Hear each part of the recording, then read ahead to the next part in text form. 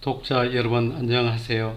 지금 올려드린 영상은 100년 건강해청을 이루는 GD백스에서 추구하는 내용과 관계가 없지만 독자 여러분이 아파트에 거주하시는 분들이 계셔 아파트와 주거 환경, 아파트 정책 이대로 괜찮은가, 시기가 많이 늦었지만 지금이라도 아파트 정책을 다시 한번 생각해 보아야 하는 관점에서 영상을 올려드리며 아파트 재건축에 관하여 몇 편의 영상을 추가로 올리겠습니다. 감사합니다. 필자는 이 글을 2001년에 작성하여 서울시 아파트 정책에 참고하여 달라고 기고하였지만 2024년 아직까지도 대한민국은 아파트 공화국이 되고 있다. 앞으로도 아파트는 계속해서 건축하고 또 할 것이다. 전 세계 어느 나라가 아파트를 많이 건축하는지 독자 여러분이 살펴보았으면 한다. 아파트에 거주하는 분들과 재건축을 추진하는 아파트 주민 여러분은 꼭 이 영상을 보시기를 권해드린다. 아파트. 우리나라 사람들은 아파트를 정말 좋아한다. 자고 나면 아파트 값이 하늘 높은 줄 모르고 오르는 시절이 있었다. 지금도 우리는 아파트를 사기 위해 허리를 졸라매고 고생을 한다. 요즘은 베란다를 합법적으로 개조할 수 있어서 조금이라도 넓어 보이기 위하여 베란다를 개조하기도 한다. 베란다를 개조하면 넓어 보이기도 하고 또 필요한 공간을 확보하기도 한다. 그러나 단점도 있다. 베란다를 확장 개조하면 겨울에는 방음벽의 효과를 대신하는 베란다가 없어 온도 차이가 심해 불편을 겪기도 한다. 그리고 심각한 것은 화재 발생 시에는 더욱 위험하다는 것이다. 또 엘리베이터 고장으로 인하여 불편을 감수하기도 한다. 더구나 고층 아파트에서 엘리베이터가 고장나거나 정전이 되면 난감하다. 못해 보행권에 꽉 막히고 만다. 출근은, 시장은, 병원은, 외출은, 기계는 언제라도 고장이 날 수 있다. 또 위층에서 쿵쿵거리거나 깊은 밤에 물 내린 소리, 이웃집 강아지 짖는 소리, 이런 불편을 감수하더라도 우리는 아파트를 선호하고 지금도 아파트를 사리고 열심이다. 그러나 만약 아파트가 정말 우리한테 좋은 것인가 이제는 생각을 해 보아야 한다. 필자의 아파트 옆동에서 명절 방문한 친지 가족들이 층간소음으로 인하여 불행한 일이 발생하고야 말았다. 이어지는 층간소음은 아무리 조심을 해도 이웃 간의 층간소음으로 인한 불편한 관계가 이어진다. 아파트. 살기에 편리하고 좋지만 해아래 모든 사물은 변하듯이 아파트도 영구히 우리에게 따뜻한 안식처를 제공하지는 않을 것이다. 많은 곳에서 아파트 재건축을 추진하고 있다. 재건축을 하면 생활 환경이 좋아지고 깨끗하고 조금은 넓은 아파트에서 살 수가 있지만 재건축하는 과정을 생각해 보면 우울해지기도 한다. 재건축은 주민들의 80% 이상의 동의로 이루어진다. 필자가 아파트 재건축에 임원으로 있을 때는 80% 동의, 재건축 추진위원회가 결성이 되고 재건축 조합이 설립되고 정관을 만들고 시행사와 시공사 선정 등 모든 행정사항이 주민총회에서 투표로 결정되어 재건축이 이루어진다. 그러나 재건축을 반대하는 주민들도 있어 이웃 간에 사이좋게 지내던 사람들이 하루아침에 냉랭한 관계로 변하고 만다. 그 냉랭한 정도가 우리는 상상할 수 없다. 재건축을 경험한 주민들만 알 것이다. 다정다감하게 지내는 이웃이 단지 서로의 생각이 다르다는 이유로 재건축에 찬성 또는 반대한다는 이유 하나로 철천지 원수로 변하고 만다. 필자가 살던 아파트 재건축을 추진할 때를 생각해 보면 지금도 마음이 우울해 오고 서늘해진다. 다정다감하게 지내던 이웃의 정다운 눈빛이 너무나 싸늘한 눈빛으로 변하여 마치 철천지 원수처럼 적대감을 느낀다. 단지 재건축을 찬성하고 반대한다는 차이로 이러한 관계가 형성되고 만다. 요즘은 재건축을 추진하는 아파트는 복잡한 재건축 과정을 거치지 않고 재건축 전문 신탁 업체의 재건축의 모든 과정을 이양하여 추진하기도 하지만 그것 또한 비용이 만만치 않다. 신탁으로 재건축을 추진하면 정말 아무런 부작용 없이 잘 진행이 될까? 조합원의 부담금이 더 늘어날 것이다. 보통 재건축은 시행사와 시공사의 이득이 창출되어야만 시공사도 참여를 한다.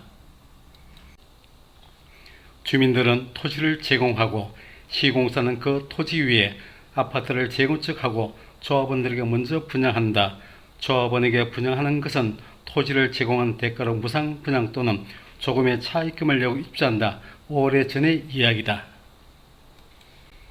지금은 경제 사정과 부자재 가격 상승, 인건비 상승 등으로 조합원 부담금이 많이 발생한다. 재건축이 쉽지 않은 세월이 되었다. 통상적으로 소규모 연립주택, 청소가 4층 미만은 재건축을 하면 22층, 27층 정도까지 아파트를 지을 수 있어 시공사는 재건축에 참여한다. 문제는 이때부터 발생한다. 새로 지은 아파트도 영원할 리가 없다. 때가 되면 아파트가 노후되어진다.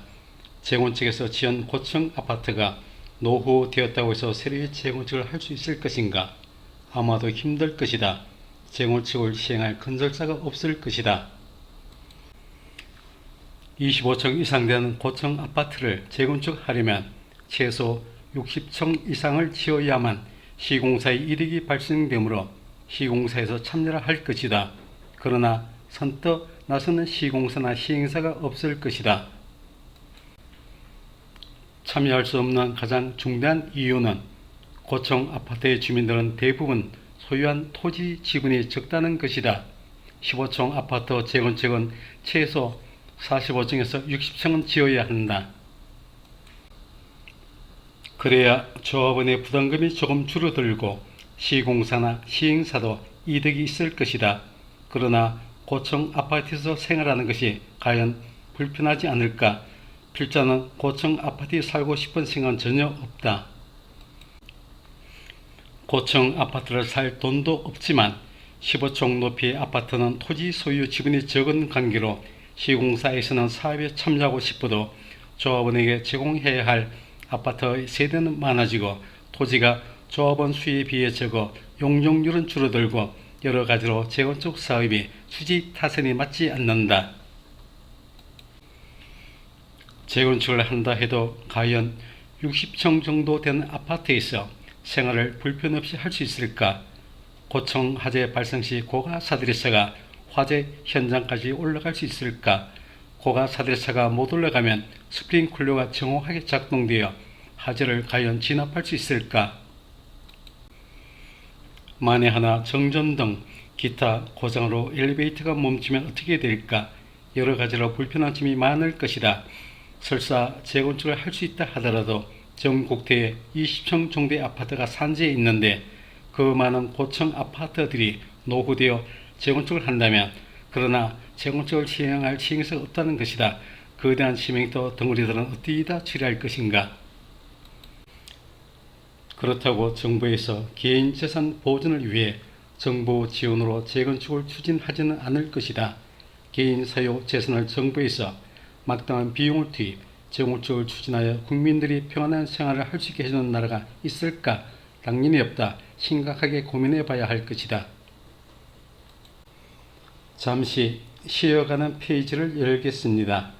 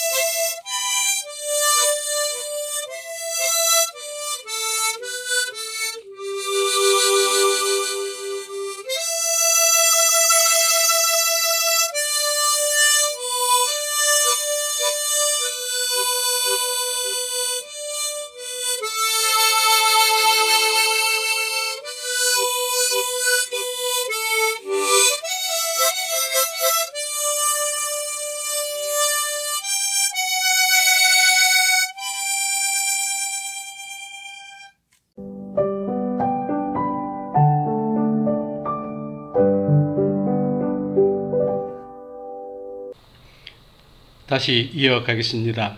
이제는 아파트만이 좁은 국토에서 대안이라는 생각을 버리고 다른 효율성 있는 주택 정책도 마련하는데 국민과 함께 고민하여야 할 것이다.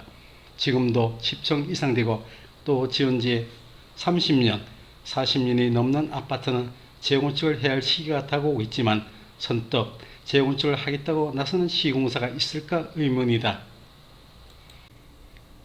그 이유는 기업은 이익을 창출해야 하는데 15층 이상의 아파트 재건축은 수익성이 많지 않다는 것이다.